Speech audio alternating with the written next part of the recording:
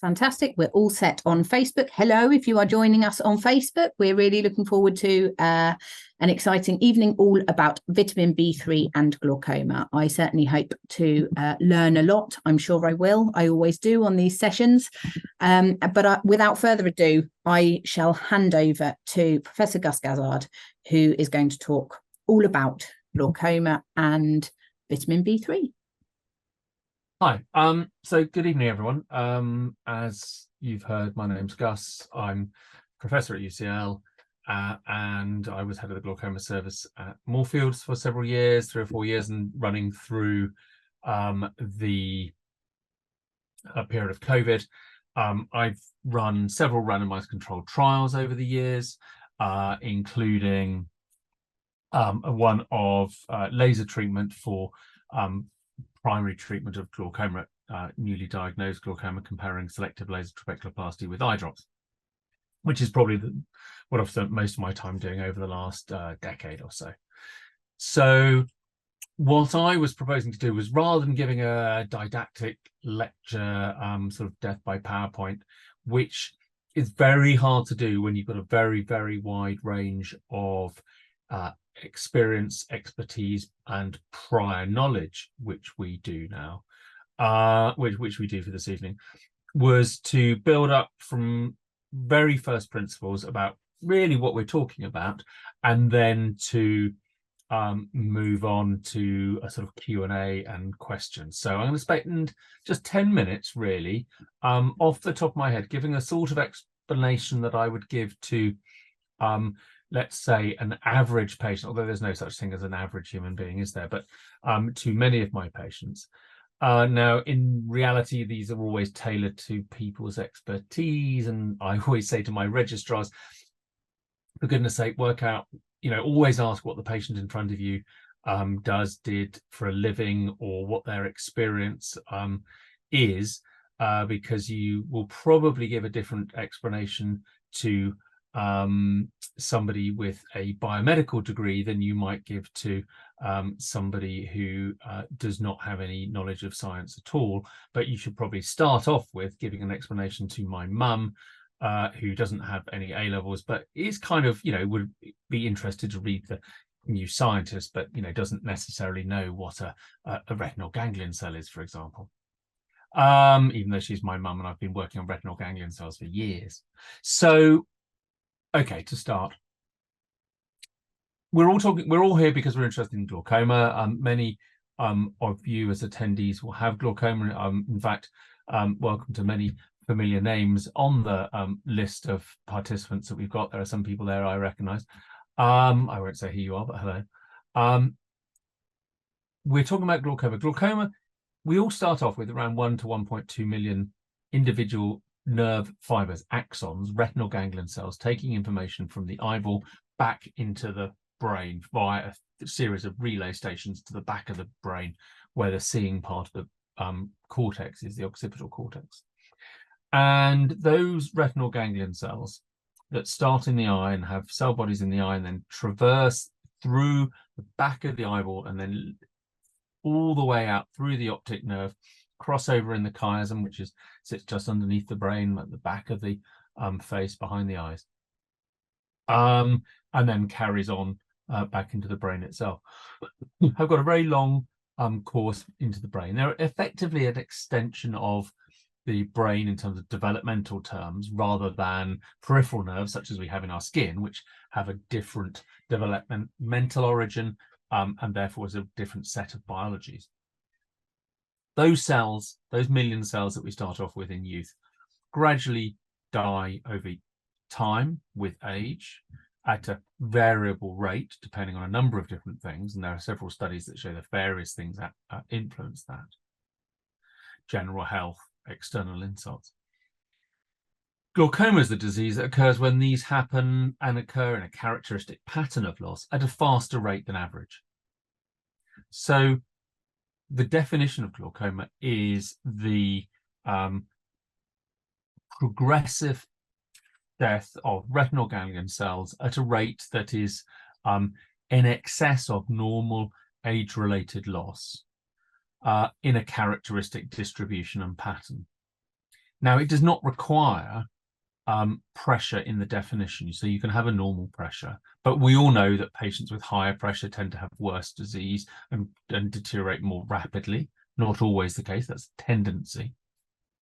Patients with low pressure, eyes with low pressure, can still develop glaucoma, and depending on the study you look at, between a third and a half of patients with glaucoma, if you go out into the community and look for patients with glaucoma in a study, you'll find that around a third to a half of those in Northern Europe will have normal pressure.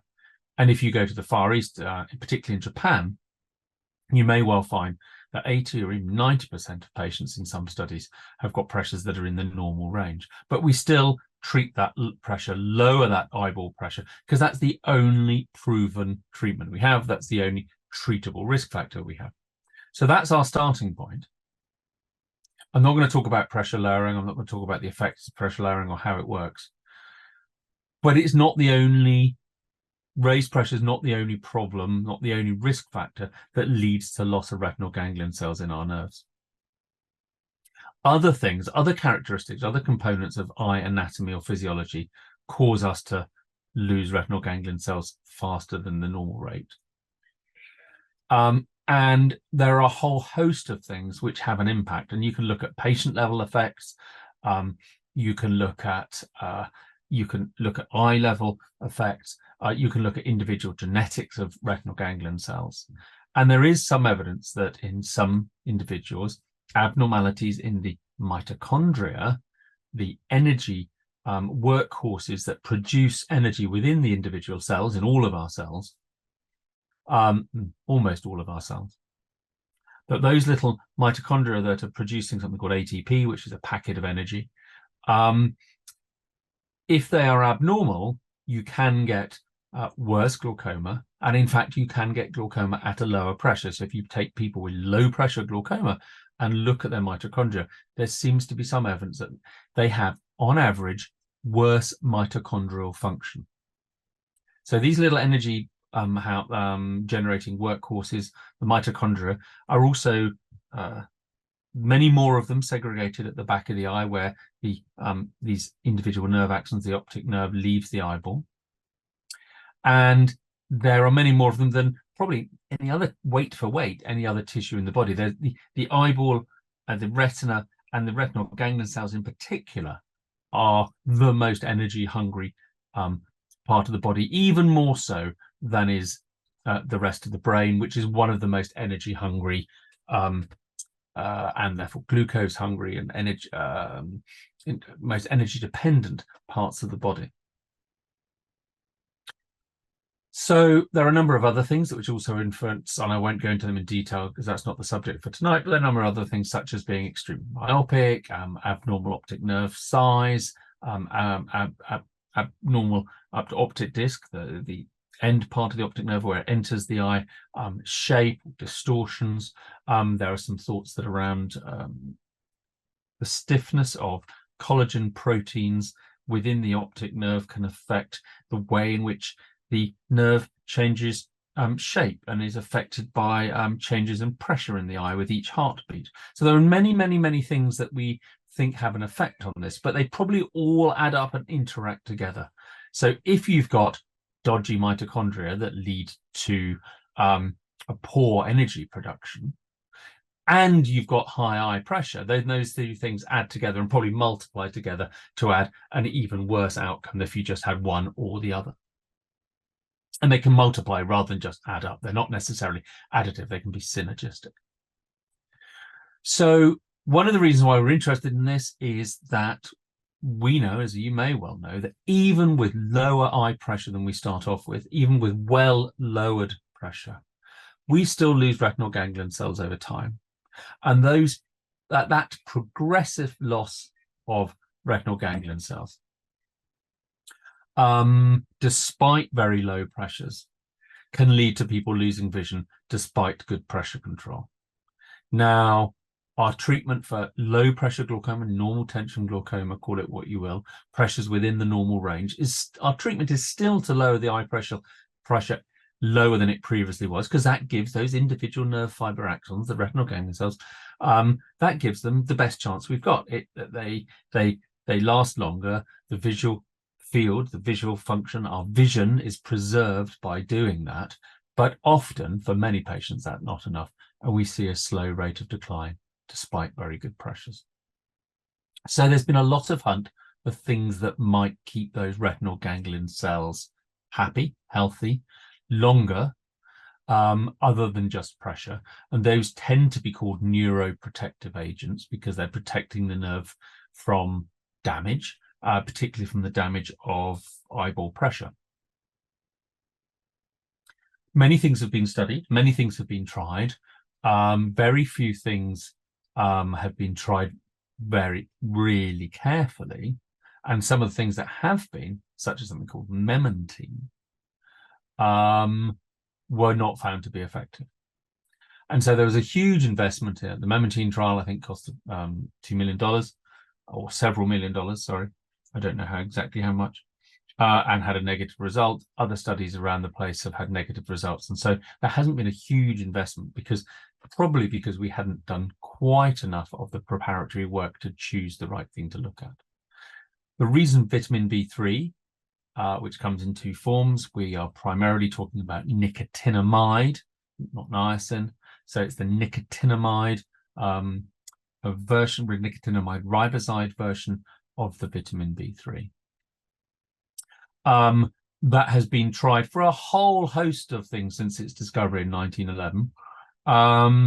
And it has been tried for treating schizophrenia, for preventing the development of diabetes. It's been tried for depression. And there are the advantage of that is that there are many studies and randomized controlled trials with large numbers of patients that give us some idea about its safety. None of them to date have really published on glaucoma, and I'll come to summarize the evidence for glaucoma in a second. The reason we're interested in it is that it is a precursor of some of the chemicals which are involved in mitochondria making energy for cells. So we tend to lose mitochondria as we get older. Our mitochondria that we do have tend to work less well. And if we're unlucky enough to have slightly weaker, duff, not so effective mitochondria than the next person, then that might lead to problems of its own. There are a whole host of specific mitochondrial diseases where mitochondria are so damaged and so ineffective that problems with muscles and other things can turn up relatively early in life. We're not talking about that. I'm just talking about the normal range of mitochondrial function that you might see in a normal population. And we know that they work less well as we get older. So with these abnormal mitochondria with age, the idea was that maybe we would be able to help the mitochondrial function with supplementation from these chemicals, nicotinamide, that are found naturally in nature, are part of our normal diet, are required in our normal diet. That's why they're a vitamin. But will also, in higher dose, enhance the function of the mitochondria. Now, the next step to looking at that was to look at animal models. And so animal models of glaucoma in mice, rats, rabbits have been developed by creating raised pressure. And there's a whole science and many dozens of PhDs involved in trying to create models of glaucoma where we can then test treatments without needing to test them in people. And those have shown that nicotinamide supplementation, whether that's in vitro in a petri dish growing cells or in animal models, has been able to preserve optic nerve function, retinal ganglion cell health, and keep retinal ganglion cells alive that would have otherwise have died. So in an animal model with high pressures, I think it was rat retinal ganglion cells were able to survive for much longer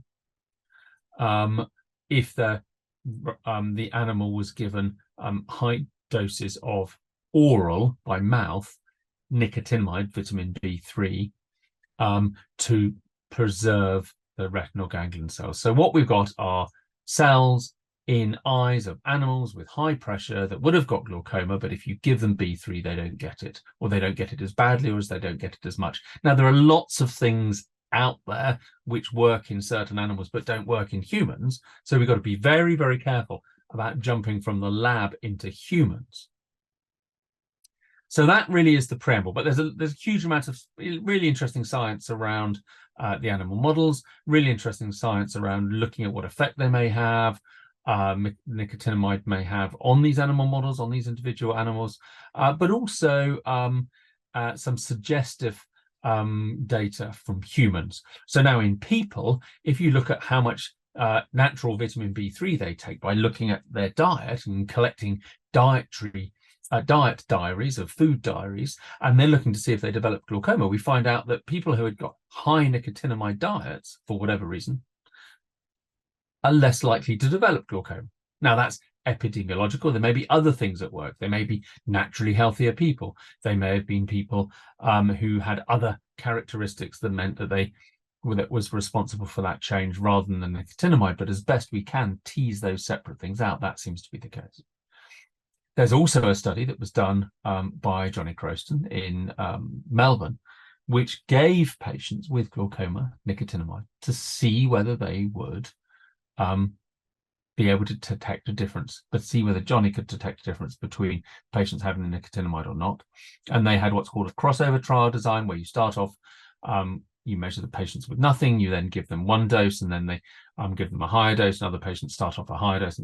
And there was various aspects to that which are very technical, and they could show a difference. Now, the difficulty is we don't know whether it just made them temporarily better because the patients were better able to do visual fields because the nicotinamide had helped them pay attention, do better fields, and the testing was better, or whether it actually changed the rate of deterioration of the disease. We don't know that because the study wasn't long enough. So what we needed to do was to have a randomized controlled trial, a study looking at precisely that, looking at patients for long enough to determine whether or not it would make a difference. And that what we've done is around the world, several people have set up a variety of studies in different ways and looking at different things, but looking to see whether nicotinamide will preserve visual function. Now, I think there are 6 studies at the moment of various types, Hong Kong, Singapore, Melbourne or Sydney, or certainly Australia, us in London, Columbia in New York, and also in Sweden. Some of those studies are specifically looking at cocktails of drugs, and the studies actually looking at to see whether it temporarily enhances function, makes people better in the short term. Our study that we've not quite yet started recruiting, but hope to do so within the next month or 3, will be of, generally speaking, newly diagnosed patients. And we'll compare vitamin B3 with placebo. So like a sugar pill, which looks like the vitamin B3 but has nothing in it. And we're randomizing patients, tossing a coin, deciding. So no one knows and no one decides which one of the two the patient has. The patient doesn't know, the doctor doesn't know, and we just monitor to see how they go. And if they deteriorate, then we do something different. Now, the reason we need to be masked, so we don't know which the treatments are, because otherwise we might be an enthusiast or we might be biased. Patient might try that little bit harder because they think that they're getting the exciting new drug, so they might do better on the visual fields for other reasons. And so the so-called placebo effect, we have to allow for that. And also the idea that patients, might, if they're on the drug or they're on the tablet, they might worry about side effects more, and so they might feel that report side effects more often because they know what they're taking. So it's a masked study. It's got to be placebo controlled and randomized for lots of very, very important reasons. We can't just give it to 1,000 people and measure them because we don't know what they'd do if we didn't do it. So there's the sort of state of play where we are at the moment. If you ask me as in clinic, and well, Gus, what's the hard and fast data that really supports that this is the treatment for me that's going to stop my glaucoma in its tracks? The answer is there is none. So that may well be an unpopular thing to hear, but at the moment, the nicotinamide trials and studies that are being conducted have not yet proven that it is able to preserve visual fields, preserve visual function, or save these nerves, these retinal ganglion cells. Now, there's lots of suggestive evidence from animals, but there's nothing fixed. There's nothing definite. There's nothing certain. There's no randomized controlled trial evidence. It's very suggestive. It's suggestive enough that I could glibly say, yes, if I had glaucoma, as far as I know, I don't yet, I would take vitamin B3. But that's a very personal question. It's a very personal decision with a personal balance of risks and benefits. And there's a lot of uncertainty here. So it's not a drug. It is a drug because we're taking it, in large doses, but it's not a prescription drug. It is a food supplement. You can buy it over the counter or from Amazon. A lot of people are taking it. I am telling my patients about it so that we can together help them make an informed decision about what to do. And as with any decision, whether we're taking paracetamol for a headache, or in my case, problem with my shoulder, or whether we're taking antibiotics for a rash, or that might be bacterial, or whether we're taking chemotherapy for cancer, it's a balance of the risk and the benefit. And you need to know both of those to be able to make that judgment. And you need to be able to kind of tailor those and focus those for the individual patient. The risk of me taking paracetamol is very low. The risk of somebody else taking paracetamol might be quite high because they have other conditions. The risk of me having chemotherapy, God forbid, is obviously for anyone very high. But the benefits are potentially curing a cancer, that therefore the benefits could be huge. So it's common sense, really. It's quite straightforward, but it's at the heart of every decision in medicine. If you peel away the layers of the doctor saying, oh, I think you should do this, or would you like to do this? But if you peel away the layers of the onion and look at the heart of the question, it is always that balance of risk and benefit. So to assess that, we need to talk about risk. I've just told you that I don't know what the benefit is yet. The study in London has not yet started. The study in Sweden is being conducted. They're actually looking at patients with high pressure and not treating the pressure, which we don't quite agree with, but they have their own justifications for that. And some of the other studies around the world are looking in small numbers in the short term to see what the outcomes over a short period of time are in patients in terms of sort of enhancement of function rather than preservation of function.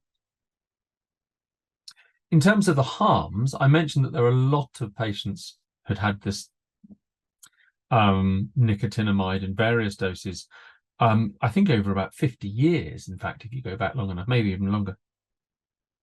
One of the biggest studies, and probably the most reputable, is a study that was done in Australia, and they used nicotinamide because of its effect on mitochondria to see whether or not they could prevent skin cancer. So skin cancer, obviously a big problem. Fair skin Northern Europeans gone to Australia, a lot of UV light, a lot of squamous cell, basal cell, and melanoma cancers.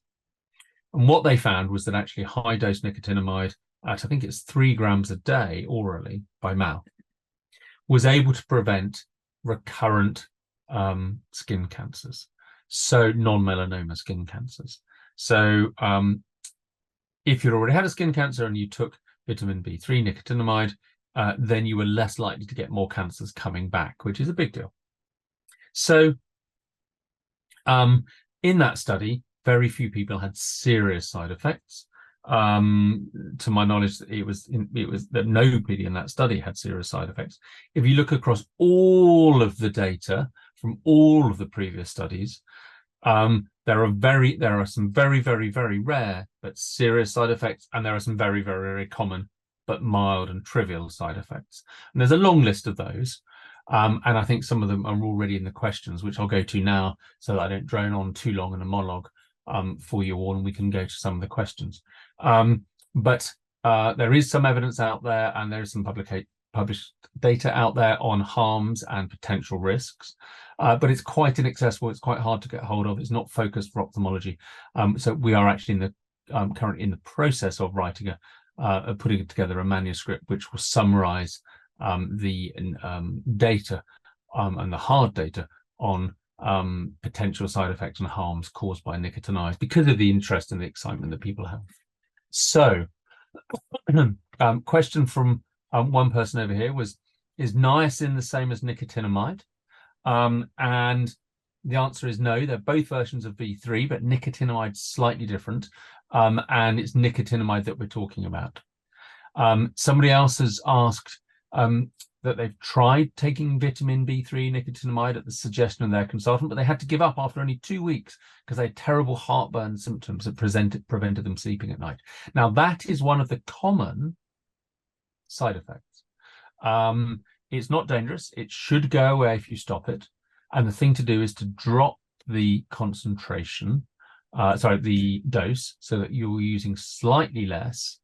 Have a holiday from it entirely for a few weeks, and then try and use a lower dose if you can. Now, if you're susceptible to indigestion, then nicotinamide sometimes stirs it up, and it may be that you simply can't use it, shouldn't use it. And if you continue to get it, then you shouldn't do so.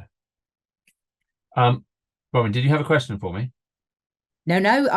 If you're happy, do carry on. No. I didn't know whether you were politely about there to start waving at me and telling me to stop talking, because No. We've got another half an hour in terms of questions. We haven't lost too many people, so hey. No. What's the highest dose available? So I'm going to go through some of the questions now, and I'm going to try and put them in order, so there's some logical order to them. But that's a bit tricky on the hoof, so excuse me if it doesn't quite work.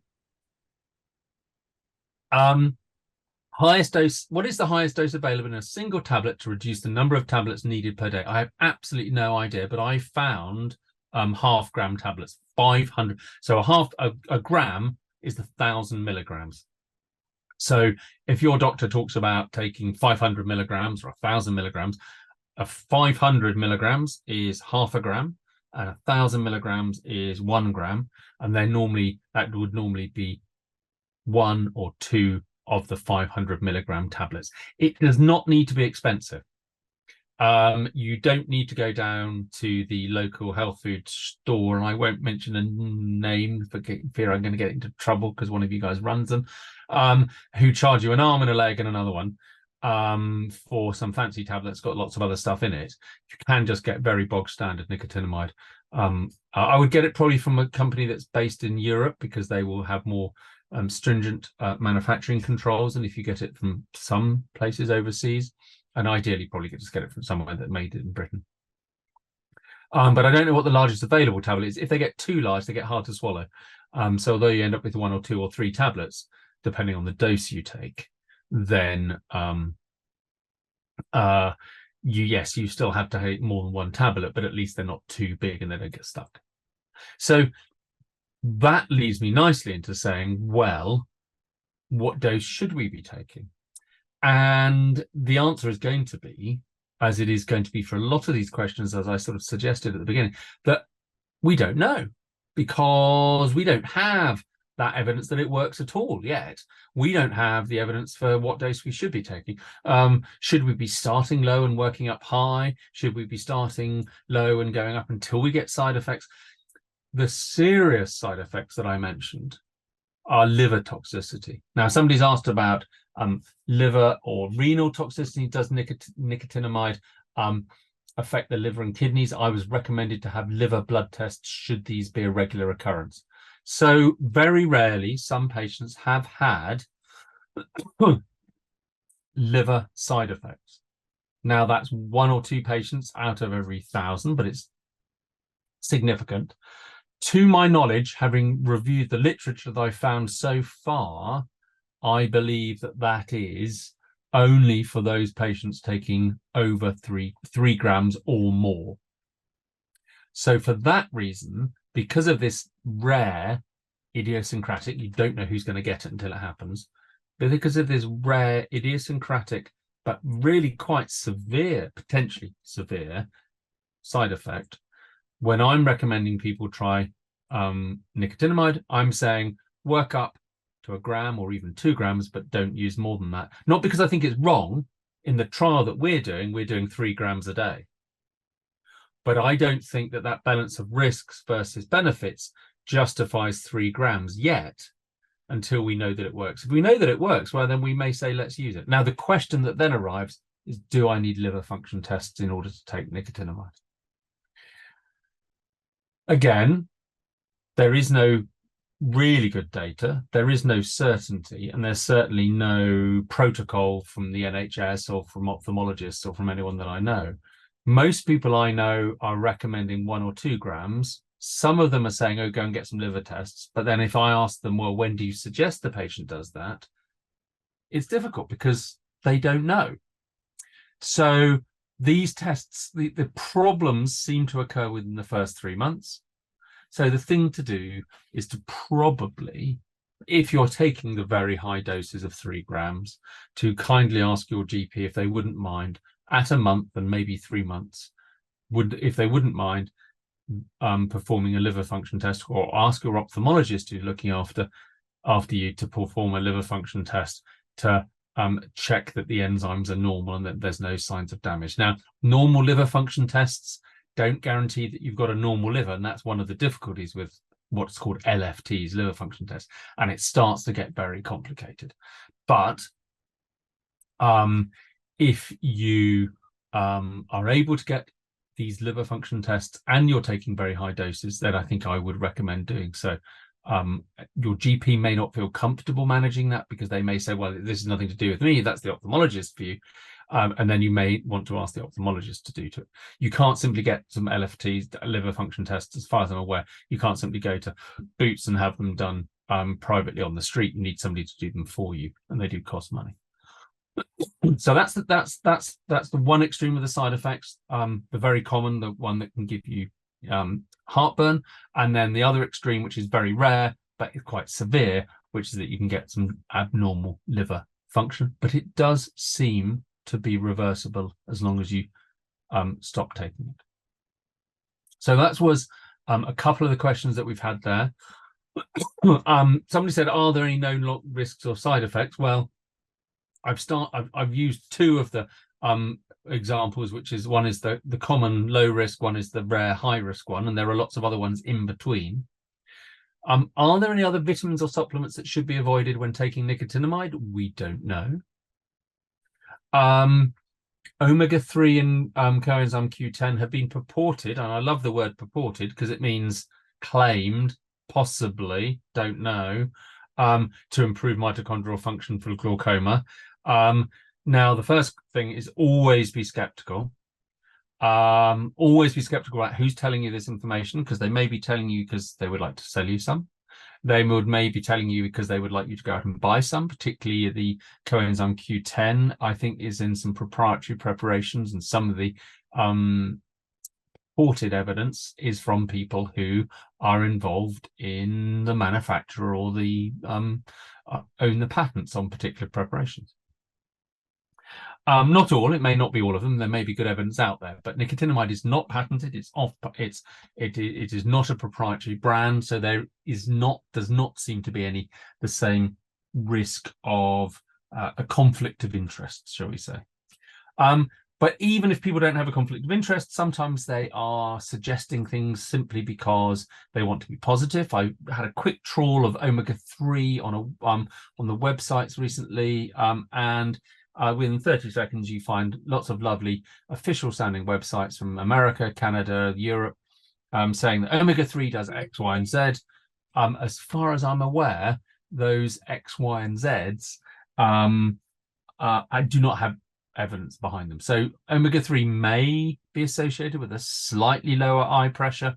It's still going to do nothing nearly as much as taking eye drops or laser.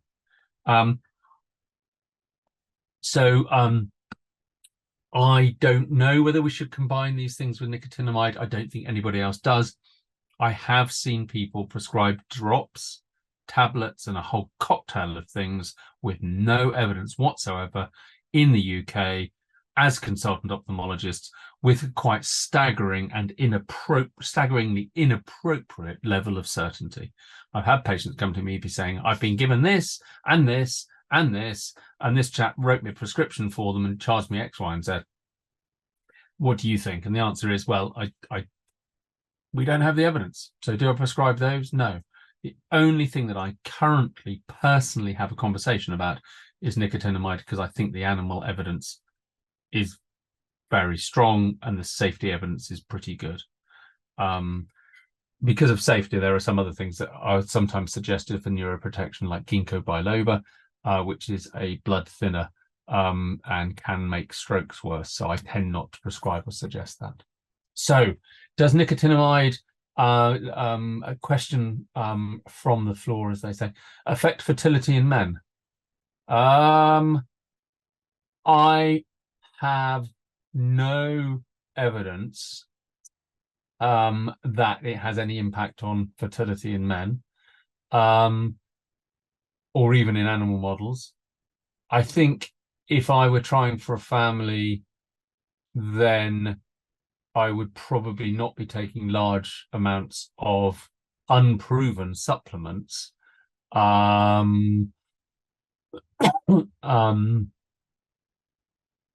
Just in case there was something that we didn't know about, and just in case I had a small niggle at the back of my mind. Now, if it were a proven supplement that said, yes, this lowers your risk of glaucoma by 50% or 90% or 10%, well, then you could weigh up the risks. But until it's proven, my personal view would be I wouldn't recommend it. But that's, I think that's how I would handle the degree of uncertainty. Somebody else has asked whether there's a higher incidence of retinal bleed. So that means blood in the retina. I don't know of any evidence for that. That will certainly be something that we'll be monitoring in the trials around the world. So watch this space. But at the moment, I don't think I don't believe that to be the case. And it says, can you get this without prescription? Well, I mean, as I mentioned earlier, it's not a prescription drug, so you probably can't get it with prescription, actually.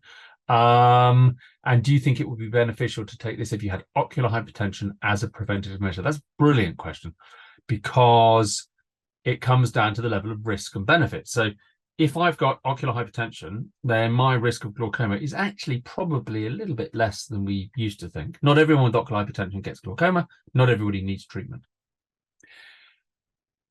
The biggest thing that you can do to reduce your risk of glaucoma if you've got ocular hypertension is to lower the pressure. We have a treatment for that works brilliantly well for ocular hypertension, better than everything else, which is selective laser trabeculoplasty, which is very safe. So if I had ocular hypertension, I would have SLT laser, plus or minus drops if I needed them. Would I take B3 on top of that? You could do, but I think the impact on your small level of risk is going to be small. And so you're exposing yourself to excuse me, the same amount of risk as this person over here that might get big benefit. So you've got this amount of risk, but this amount of risk from taking it, but your benefit is likely to be much smaller. So therefore, I think the balance is probably different for OHT, ocular hypertension. And personally, I don't have that conversation with my patients that do that. So what sort of food is this vitamin naturally occurring in? What would I recommend eating? I would not recommend trying to eat so much bran that you could get this level of vitamin B3, because I think you would probably be eating nothing else, and you'd have to eat it by the kilo every day, because the doses we're talking about, which are a gram, maybe even 2 grams. Personally, I don't recommend 3 grams, although that's what we're doing in the study. So I'm repeating myself, but that's important. Are far in excess of your normal recommended daily intake, and they're far in excess of what you can get naturally in foods. So that's why it's sort of verging into, although it's a naturally occurring thing, it's really veering into the realms of medical risk, because we're taking doses which are 100 times the natural daily intake. So you're probably not going to get much out of natural food intakes of the sort of level that you're requiring for this.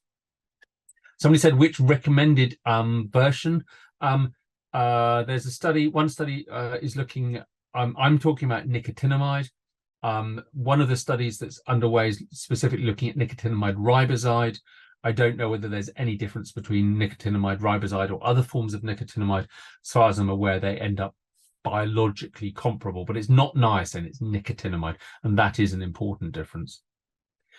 For normal tension glaucoma, what would be the recommended daily dose? Well, I hope that I've got across the idea that there isn't a recommended daily dose for this, that we don't know. We really don't know. But if I were taking it for glaucoma, I would probably start myself on 0.5 gram and gradually build up to get up to maybe up to 2 grams to see if I can get, take that dose. And I wouldn't go beyond there, because I'd be worried about that 1 in 1,000 or more risk of odd liver function. I don't know if that is compounded by alcohol intake. I don't know if you drink a glass of wine a day or a bottle of wine a day, whether that has an impact on your risk from nicotinamide. Again, I don't think we know the evidence, but that is often how the liver works. So I wouldn't be taking that too much if I also like the occasional drink, which, as you might guess, I probably do. Right. She's laughing at me now. What dose nicotinamide is supplement is recommended, deemed beneficial in preserving retinal ganglion cell functions? Will this dosage mean limited side effects? I think I've covered that because there are, incidentally, the brief aside, not glaucoma, the other reason for taking nicotinamide is psoriasis. No randomized controlled trial, anecdotal evidence, but a lot of patients with psoriasis have much, much better psoriasis control if they have healthy levels of vitamin D, where you can overdose, so don't, but also vitamin B3. So vitamin B3 and vitamin D levels at a healthy level really do seem to help skin health. And that effect can be seen at about 1 gram a day. So somebody is post-trabeculectomy done by me and my team. Thank you. Hello, I hope you're okay. Has worked so far. That's a relief. Good. To halt the decline. Is there any point taking nicotinamide now, or is it too late? Oh, good question. Is it too late? I don't think it's ever too late.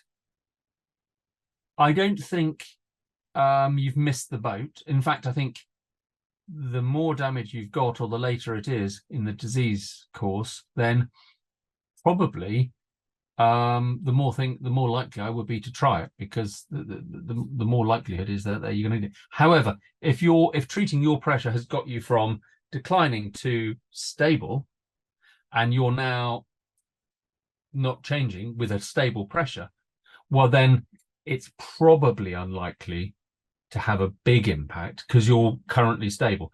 Now, we have to be careful because that's stable within the realms of what how well our tests work. And it's always possible that you can get a bit worse slowly, but the tests don't pick it up. And 1 gram of vitamin B3 might help, but we just don't know. So if you've got good pressure, you've had your trabs, no, it's not too late if you start to get worse.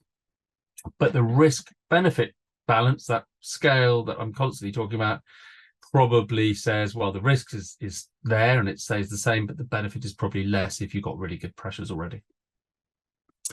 How does it work when taking other medication? Sorry, don't know. I tried taking it and had to stop because I got abdominal cramps and spasms. Oh, that's interesting.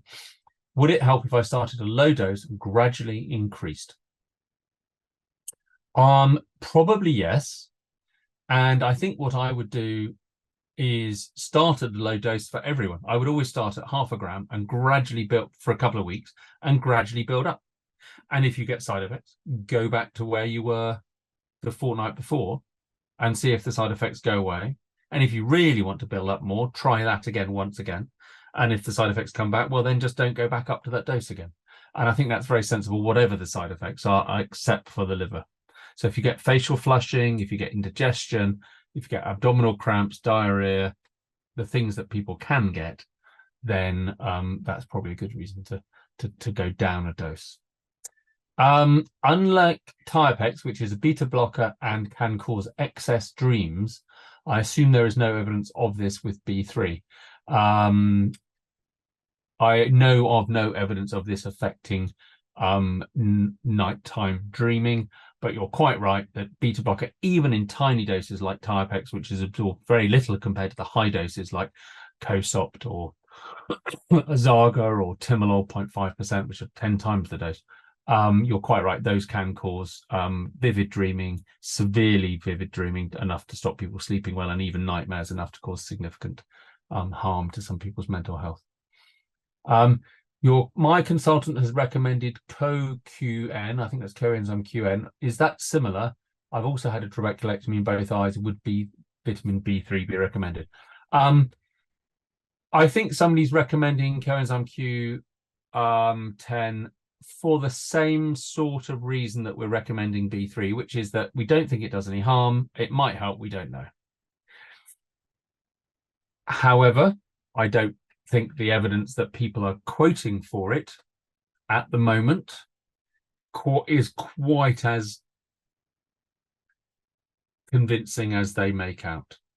And you have to be very careful if you read a randomized controlled trial paper to keep your really cynical head on, because there are lots of journals that are publishing anything so they can make money from advertising. There are some journals out there which are purely fraudulent and will just literally take people's studies and republish them, and it's just extraordinary.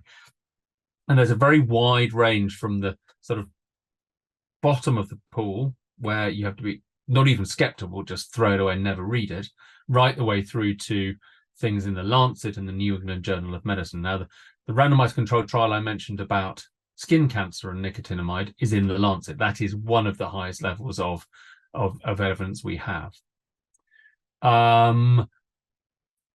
The evidence that we have for coenzyme Q exists, but I don't think it's as strong as some people consider it to be. I don't think you're likely to do yourself any harm.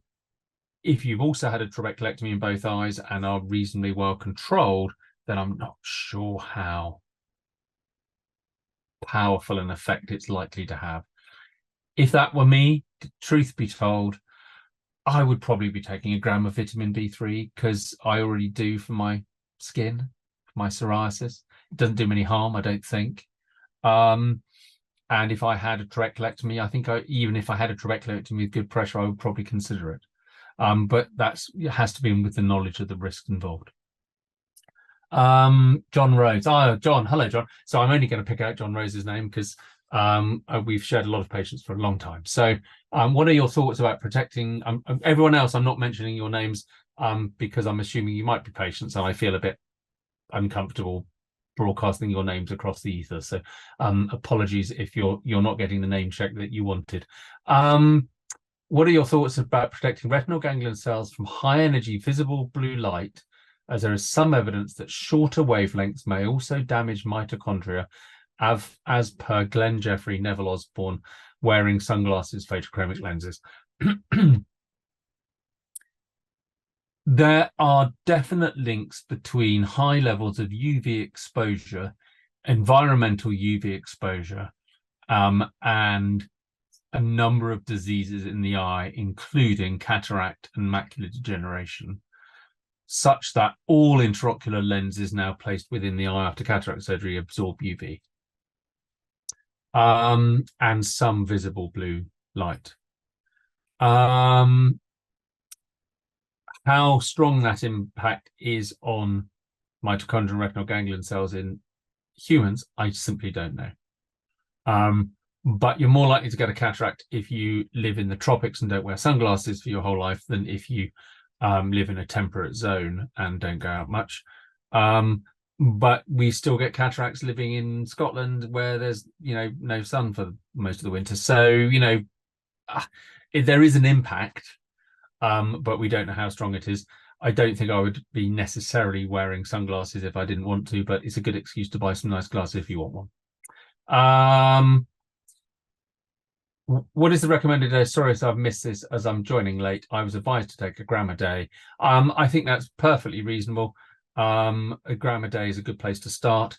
If I were very worried about my optic nerve health and I had low pressure glaucoma, where I thought it was more likely that it was the mitochondria that the problem than something else, then I would probably work up to 2 grams. But as I said before, the reason I don't recommend 3 grams is that's where the serious side effects seem to start happening. Can you recommend a high quality nicotinamide B3 supplement brand? No, because I might get shot, but I'd try and choose something that would come from, as I said, a European manufacturer. Does nicotinamide react with warfarin? As far as I know, no.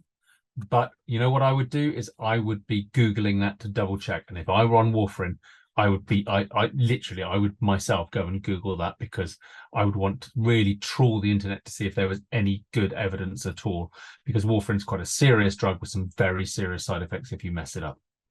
How long will your trial take to complete and come up with a recommended daily intake? Our trial does not have a dose response component to it, so we're not looking at a series of different levels. So it's unlikely that we're going to have a recommended daily intake. from the trial. We're simply going to say 3 grams worked or 3 grams didn't. We'll also be able to tell you how many people tolerated 3 grams and what side effects there were. But that's going to be probably about 4 or more years away.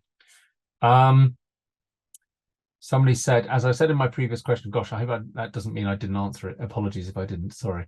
I've been on 3 grams for a day for just over a year, recommended by my Moorfields consultant, but this sounds too much. I've had 1 liver function blood test since going on this. Should I ask my consultant to lower this? If your liver function test is normal and you are tolerating it well, then you are on the same dose that we're using in the study. And if you have definite glaucoma, then the balance of risk versus benefit may well be to use 3 grams as you're doing, because you're obviously tolerating it and putting up with it, and it's not, giving you indigestion and diarrhea because you're presumably still on it. So I wouldn't necessarily come down a dose. I think that's reasonable. And you've had the liver function test, so that sounds good. Should you spread out the dose throughout the day, or can you take it all at once? I think you can take it all at once last thing at night. Some of my patients have told me that if they spread it out through the day, take some in the morning, some at night, then they get fewer of the side effects. I don't think there's much research on that. Is it also recommended for people with age-related macular degeneration? I have no knowledge of the relationship between those things. So I'm sorry, but a lot of this is me shrugging my shoulders saying I don't know, but the truth is I don't know. Robin's smiling again. B3 has reduced my cholesterol from 7 to 5 over about 6 months. When I stopped it temporarily, the cholesterol returned to 7. Oh, cool. It was in fact used, I think, mentioned earlier, and you're probably making that comment in response to what I said. It was actually used for a cholesterol lowering drug until better things called statins came along. So that is a kind of neat side effect. Whilst appreciating that research may be at different stages in different countries, is there any feel for when results may be published? We're probably going to be last because we've been rather slow to start, because we're doing a really good, really big trial that's going to take a long time to recruit. But I think the Swedes are probably going to get, I think Hong Kong will, my guess is that Hong Kong will publish but fail to get a definitive answer because they've done it a particular way. I think the Swedes will get a definitive answer and publish probably within the next year or 2. I don't know where Singapore and Melbourne are. Is it Melbourne or Sydney? Singapore or Australia are. And Colombia is doing a different question. They're doing a combination drug. I think that's because they've got a patent on the combination. I'm confused. Someone on 3 milligrams, but you're talking about grams. I'm talking about 3 grams. So I may have misspoken if it said that was wrong. If somebody's written 3 milligrams and I read that out, I'm sorry. I meant 3 grams. Apologies, 3,000 milligrams. I have narrow angles and pressures of 13 and 14 over the last 12 to 18 months. My glaucoma is progressing on drops plus laser iridotomy. Is that classed as low pressure? Thinking about the risk benefits of trying nicotinamide. If the narrow angles are contributory towards your glaucoma, such that you had them at the time of diagnosis, you might want to consider talking to your consultant about lens extraction to stabilize your pressure. And if you were to still deteriorate, then I would definitely consider nicotinamide. That is not diagnosed as low pressure glaucoma, although those are low pressures, because you've got the narrow angles, which complicates things. So I would, I don't know your age or your medical record or anything else. I have to be careful about advice, but I would speak to your ophthalmologist saying, that Gazzard fellow said I should think about clear lens extraction based on the eagle trial, eagle like the bird. And your poor consultant will probably sigh and say, oh God, that Gazzard fellow's interfering again. Is it still okay to try this supplement if you have had a stomach ulcer in the past? Should I just start low? Again, the indigestion and heartburn that people are getting, I don't know whether that, I don't know the mechanism, I don't know the pharmacology of the side effect, but I would consider starting low and have a very low threshold for going onto stopping or going onto a lower dose if you've got indigestion again because of the history of stomach ulcers. How do you get on the trial? Somebody said, I mean, the sad answer is you need to be relatively recently diagnosed. So anyone who's on this chat has probably been diagnosed too long. Apologies. You would also have to accept to be randomized to a placebo and take a 50% chance of not getting the drug. So you might not want to be on it if you're on this chat. Sorry, why is it better to take in the evening? It just seems to be that some people, even with the nicotinamide, which is a non-flushing, non-facial flushing version of it, you can still get facial flushing at doses of a gram, as low as a gram, and therefore, if you take that at night, it happens while you're asleep and you don't know. Doesn't really matter, to be honest. Yes, I'm just going to interrupt to say I'm just going to put the poll up while you do this last question. Yeah, I'm going to do one last question because I'm out of time. That's Robin just saying your time is up. Come in, gentlemen, please. I've been taking this a question. I've been taking 3 grams since June. I've had trabeculectomies following sudden sight loss last year. Pressure's both fine now, tolerating well. Haven't had liver function tests. Sounds like your advice would be reduce to 2 grams or get liver function tests. I would, if you've been tolerating 3 grams for 5 months, then I would get liver function tests, and if they're normal, carry on. Or if you don't like the sound of the risk ratio, or then you could drop down to 2 grams. We've no idea whether 3 grams really is better than 2 or not. I can't say because we don't know.